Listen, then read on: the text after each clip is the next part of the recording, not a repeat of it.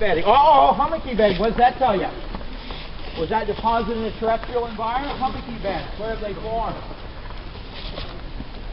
Combination of waves and currents. Shallow marine. So we're getting towards a more shallow marine. Now I'll tell you another thing. In some of this little bit of shale here, we found acritarchs. Oh, what are acritarchs? Told you before. Quick.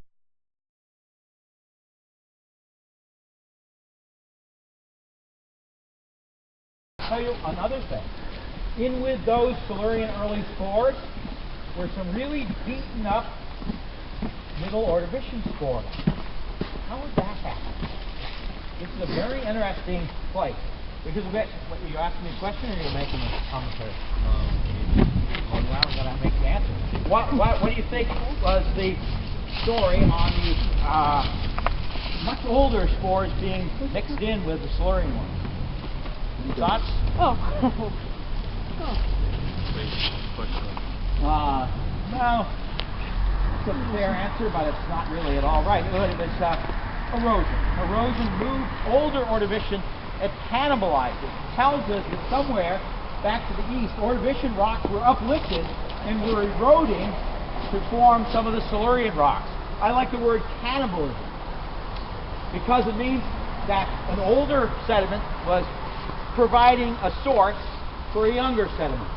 The whirlpool Silurian rocks, or early latest Ordovician, were being nourished, you might say, by the erosion of older sediments.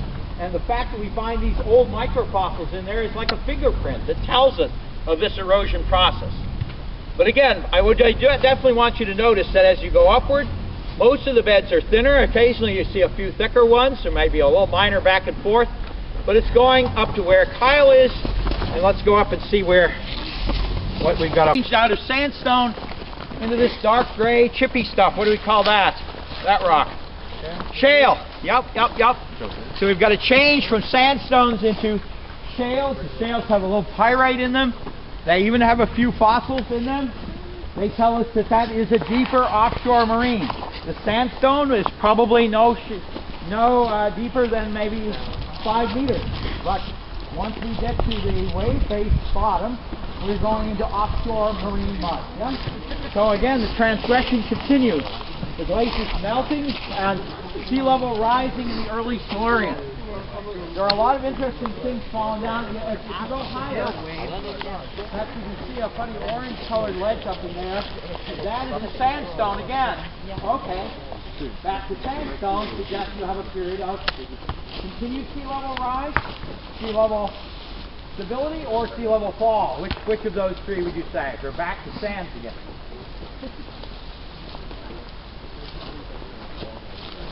Well, the sandstone indicates a coarser sediment coming in, so probably a fall of sea level. So you have sea level rise and then fall. We have a cycle in here going from non-marine to marine. So guys, get in, take a look, and take a look at this big block over here. Now you guys are always just off talking to me. Take a look at this sandstone block and you tell me, what do you think? This is Kinea. I bet you never heard of that. But no other student in the country ever heard of that. But it is a very interesting feature on the top of that sandstone that these are caused by gas bubbles underneath the bacterial mass. So it's a mass ground indicator in sandstone. Write it in the notes. Kinnbya. All right, what are these things? We saw plenty of those at Niagara Gorge. Seeing them again in the red sandstone. What were they? How do you know? Have we seen examples of gnarly looking sandstones before? Yes, we have. Long pillow structure. You got it. We get to H in just a second. And, you know, how do we get ball and pillow structures formed? They can be seismites. Shaking causes the mud underneath to liquefy, and then the sand mass falls, sinks down into that. That's correct. So we have a bed up in there of this ball and pillow.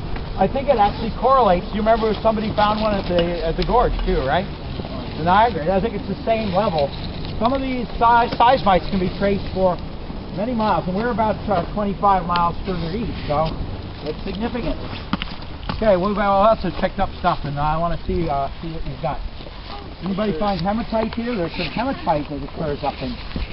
This is coal, okay, and it has nothing to do with the Silurian. It came off the railroad track, so, right? It's carboniferous. Just wanted to get it out of your mind, so you didn't think we had any coal. I don't want to see anybody writing, oh, You're there's fine. coal in Silurian.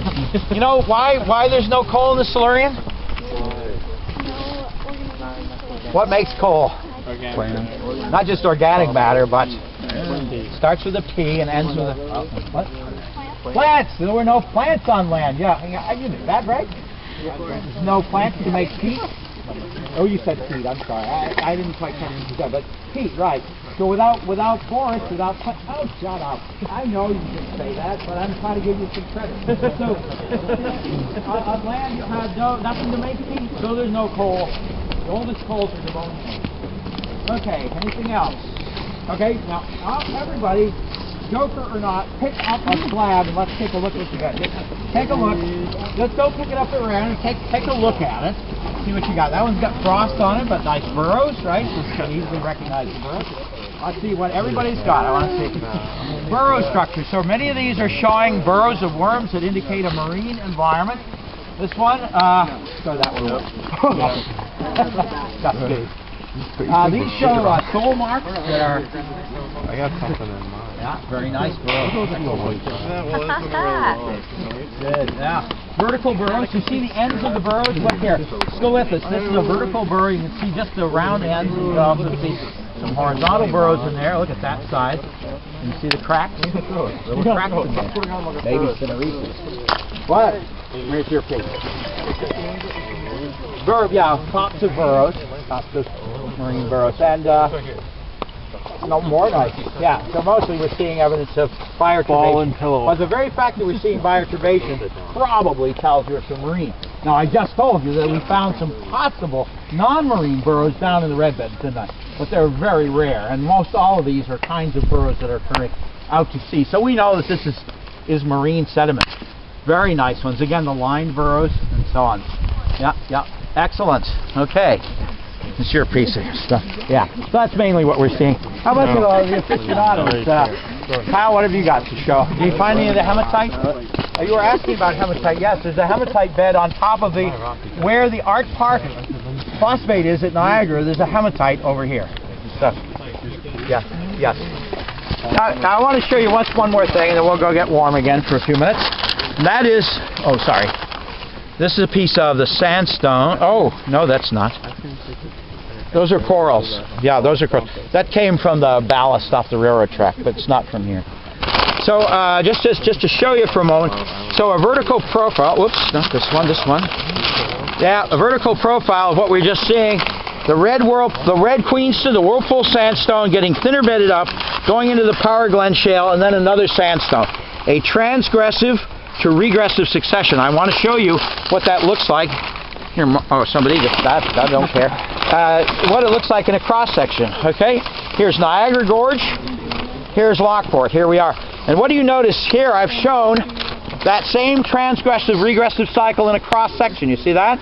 Notice how the blue, which is showing really the gray shale there, what does it do as you go to the east? You see that? This is east in this direction. What happens to that blue shale? That most marine stuff. You see how it pinches out to the east? It pinches out because going east, you're going up onto the shoreline. And so the offshore beds get thinner and they begin to pinch out. When stratigraphy becomes really dynamic is when we start to compare different localities. And we can see the changes that are taking place, as in this case where we're going from a more offshore to the west, at Niagara, to a more onshore position. You see how a transgression, regression looks in a cross-section? Kind of like a V. You see how the yellow sandstone comes in here and then goes back out, right? Transgressive, regressive. Got the idea of it? So what you're actually witnessing in a vertical column here, you can kind of translate into what was going on in actual sea level terms. Don't look at them, they're idiots. And well, I am too, but look at me instead. So you see this kind of change where you have first the shoreline sands come up, right? And then the offshore marine muds follow them as the sea level rises. And then as it starts to go back down, which is why I asked if it goes back to sandy, what's going on?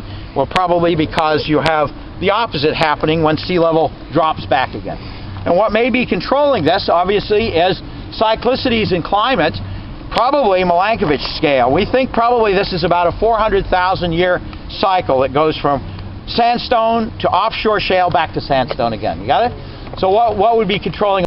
They're directed in the offshore way. This is the ball and pillow structure.